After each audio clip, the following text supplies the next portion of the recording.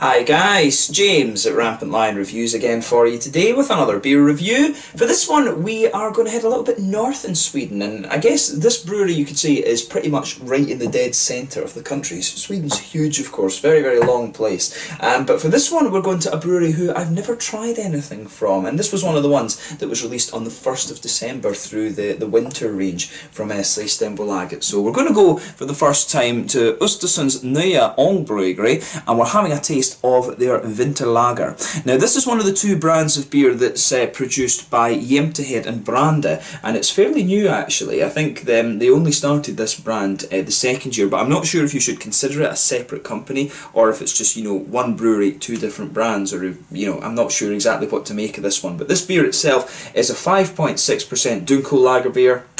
And yeah, I'm just very curious to see how it turns out. Like I said, my first encounter with this brewery, and it's always cool to introduce you to these new little Swedish breweries and things like that. So very much looking forward to trying this one, and as always, I hope you guys enjoy my take on this beer. So anyway, as is usual with my reviews then, I'll tell you a little bit about the brewery. If you want to get straight to the tasting, just fast forward. All the usual links are in the description below. That's the brewery website, the link to my other reviews that hopefully I can do in the future from Östersunds Nya Ångbryggeri, and also from Jämtland and Brande as well. Very first time I'm trying a beer involving these guys. There's all the usual social media. If you want to see more beer reviews, do please consider subscribing to the channel. The whole channel of course has a geography based tagging system, so you can go into the homepage and search for beer based on country, city, state, county, prefecture, whatever it is you're interested in. Do check out the playlist of beers from different countries. There is one there for all the Swedish beers that I've reviewed for you. That's constantly being added to, and as always, please do get in touch and let me know some of the other beers and breweries that you guys would like to see me review. It's always great to hear from you guys that are watching the videos, and the support that you show the channel is hugely appreciated. So anyway, on to my brewery notes then, to tell you a little bit about the Östersunds Nya Ångbryggeri and Jämtland and Brand as well. So as I mentioned to you earlier, the Östersunds Nya Ångbryggeri is one of the two brands of beer that are produced by Jämtland and Brand, and this particular brand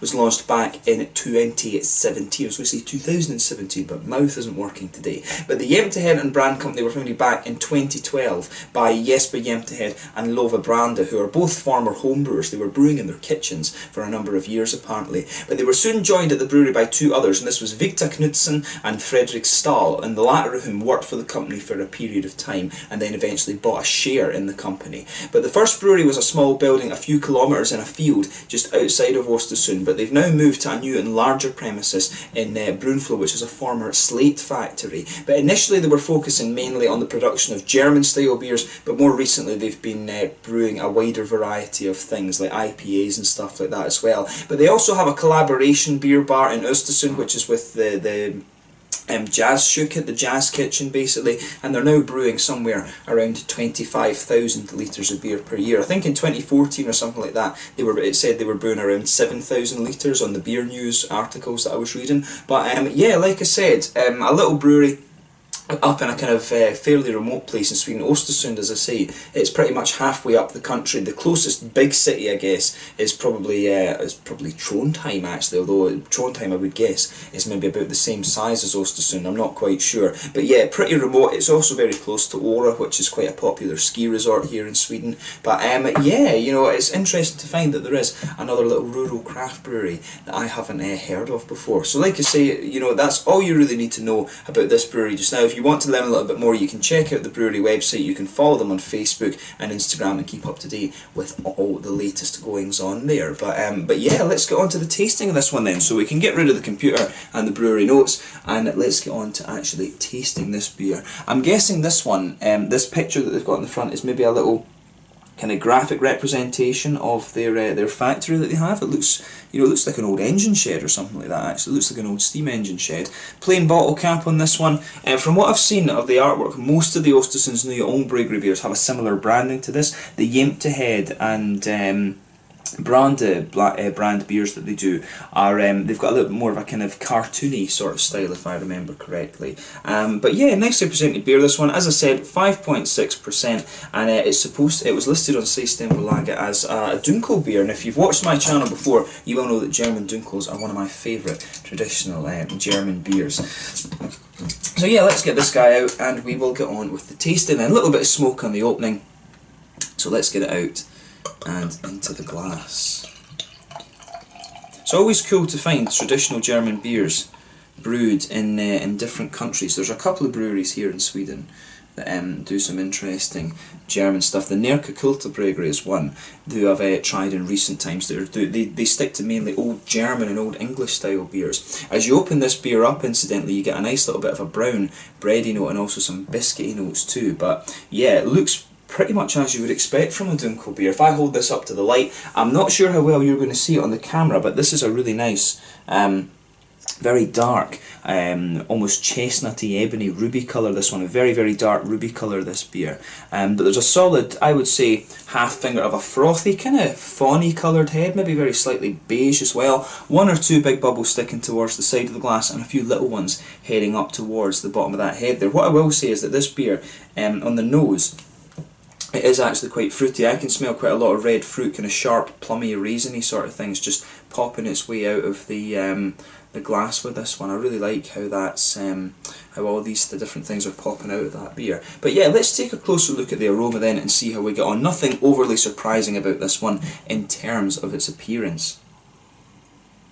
Oh yeah, that smells nice. Like there's a really nice big sort of brown bready quality to the aroma of this beer. You can really smell that kind of forming the base. It's almost a little bit like a German rye bread or something like that.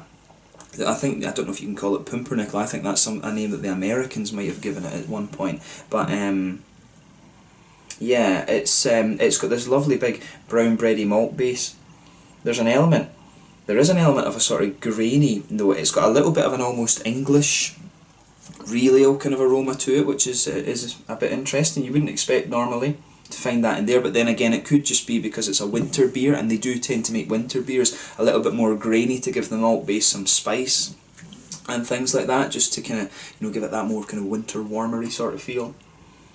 But yeah, nice brown bready notes, good bit of caramel in there, a little bit of brown sugar, quite a toasted brown sugary note in this one, I would say. There's maybe a wee bit of a woody note coming out of it too, maybe a little bit of nutty character. But yeah, it's the graininess that's a little bit surprising about this one for me. If it's supposed to be a German Dunkel, the German Dunkels are always meant to be a little bit sweeter in the malt base, and the graininess in here is a little bit surprising. But then if it's a winter beer, then that, you know, you would expect it in that case. On the hoppy side of things, I'm pretty sure from the aroma there's definitely German noble hops in here. It's a very, very distinctive aroma. You know, you've got that little bit of slightly sweeter earthiness there, and quite a bright sort of floral quality to it, but not overpowering, and then a little bit of that grassy note. Of course, if you compare that to English hops, for example, it's a darker earthiness, a little bit more herbal, and some more kind of grassy notes as well. But yeah, some nice red fruity esters in there too, a little bit of a raisiny or plummy sharpness to this one. And also some kind of candied red fruit esters as well, like candied strawberries or something like that. So yeah, interesting aroma on the beer, this one. So as I always say, take a little bit of time and enjoy the aroma of the beer before you get stuck into it. That's always half the experience when it comes to craft beers and whiskies and sakes and stuff like this. But yeah, let's have a taste of this one then. So this one is the Vinterlager from the Östersunds Nya Ångbryggeri in Östersund, just a little bit up to the kind of halfway, right in the middle of Sweden, I think is probably a good place to say. But let's have a taste of this beer then. Slange, skål.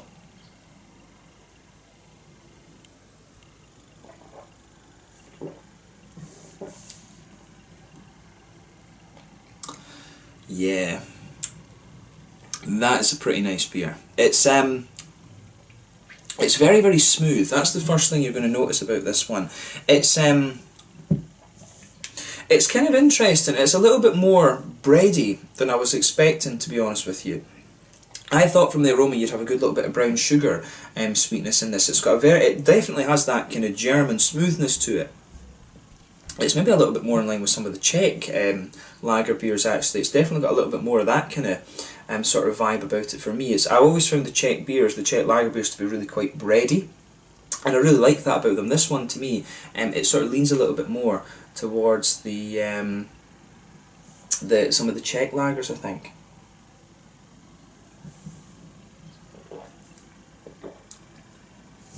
It could sort of remind me, the Czech styles, you've obviously got, you've got the Svetli and the Letzek, which are the Svetli, if I remember right, is the very kind of pale lager. You've got the Letzek, which is a little bit more it's a little bit darker than that. Then you've got the Cherny, which is the equivalent of the Dunkel, and then the Tamavi, which is basically like a Schwarzbier. This one to me is a little bit like a Czech Cherny rather than anything else. I would say that kind of bracket is probably what this beer fits into, and that, you know, the Czech beers are lager beers. But this one, just the way this beer is coming across, it really reminds me of some of the Czech Cherny beers that I've reviewed before.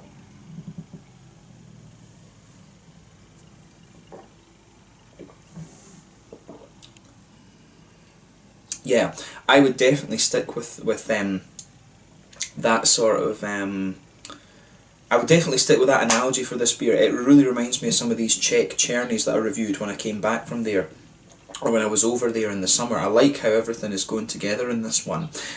So yeah, let's try and break this flavour down a little bit then. So in the middle of your palate you can feel there's that nice bready malt base, that just blankets the middle of your palate. It is a sort of brown bready quality in there, and you can feel the further into the aftertaste you go, there's more of a sort of grainy character starts to come out of this one.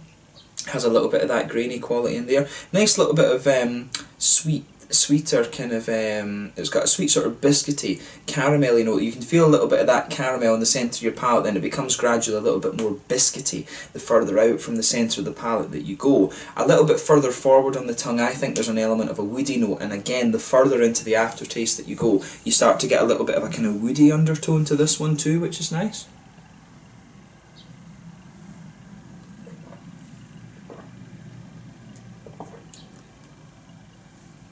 Yeah, I really like how everything is going together on this one. This beer, everything just fits together pretty well actually. It's a little bit nostalgic actually. It takes me back to the summer when I was in Czech drinking some of these Cherny beers. I really think that this one really reminds me of a Cherny beer, and in terms of that style, it is a really nice lager actually. I'd be very curious to see if these guys had a Doppelbock or a Helles or a regular sort of Dunkel, because it's a style of the German traditional beers, like I say, are ones that I very, very much enjoy. So maybe I need to try a few different things from this brewery. So maybe when I come back after Christmas, I'll put in an order and try a few of their different beers. But yeah, the malt base in this one is very, very nice. On the hoppy side of things, back corners of the palate, then a little bit of that that sort of slightly that kind of slightly sweet earthiness that you get from the noble hops. The further forward you come, it's got a little touch of a herbal quality to it, but you know, nothing overly surprising. That earthiness just smooths out. You've got a little bit of a kind of floral aromaticity at the front corner of the palate, then round the very front curve of the tongue it's just a little bit lighter and more grassy. It's definitely a noble hop quality that's in this beer. It could also, you know, the Sats, I think also, the Czech Sats, or Žatec as they call it, also counts as one of the noble hops. It's very similar in character to the likes of the Hallertau and the Tettnanger hops, of course. But yeah, it's really got that nice noble lager quality to it.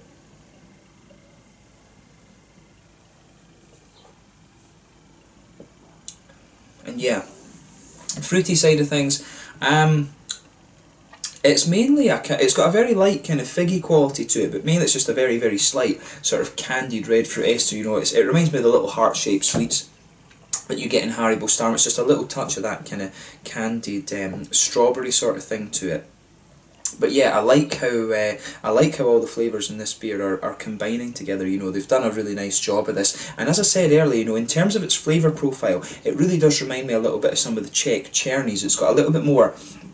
I always remember the German Dunkels being a little bit more caramelly and sweet. This one's a little bit more bready, so to me it's a little bit more like a Czech Cherny rather than a German Dunkel, and that's interesting. And in terms, if you were to rate it as a Czech Cherny, it's actually, you know, pretty bloody well done. So thumbs up to the guys there. So yeah, in terms of flavour profile, I really like this one. It does have a little bit of that kind of grainy note to it as well, which gives it the winter warmer feel. And if it's a winter lager, you know, that's exactly what you would expect. So as I said, I'd be very curious to try to see if they've got a Helles or a Dunkel or a Doppelbock or something, because if they can brew the sort of more Czech style beers like this, I think they'll do a good job with these German ones as well, because it's the same type of fermentation and things like that you do. It's you know, cold fermentation, like 4 degrees or so. But in terms of the mouthfeel of this one then, quite a light bodied beer this for me. Carbonation has a little bit of crispness to it. There's a little bit of It's mainly a wet mouthfeel, but it's a little touch oily as well. Nice little bit of hoppy bitterness, but also some smoothness from the hops too.